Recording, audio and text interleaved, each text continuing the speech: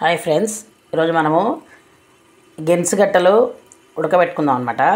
అయితే ఇప్పుడు గెన్సుగడ్డల్ని మామూలుగా కుక్కర్లో ఉడకబెట్టుకుంటారు, గిన్నెల్లో కూడా ఉడకబెట్టుకుంటారండి. అయితే ఇప్పుడు మనం కొత్తగా వచ్చేదండి స్టీమర్ అనమాట. ఇది ఏం లేదు, మనం ఇక్కడికో కింద ఇంకో గిన్నె ఉంటుంది. ఆ గిన్నెలో మనం వాటర్ పోసుకోవాలి. ఒక పెద్ద గ్లాస్ తోటి ఒక 2-3 గ్లాసులు వాటర్ పోసేసుకొని ఇది గెన్సుగడ్డ మంచిగా కడిగేసుకోవాలండి. శుభ్రంగా కడిగేసుకొని వాటి పైన ఇదిగోలా పెట్టేసుకోవటమే.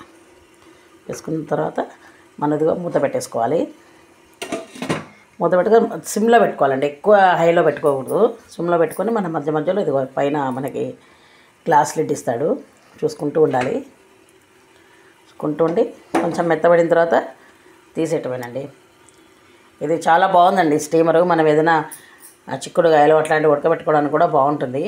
మీరు కూడా ఈసారి గెన్సుగడ్డలు తీసుకున్నప్పుడు స్టీమర్లో ఉడికించుకోండి ఫ్రెండ్స్. Bye friends.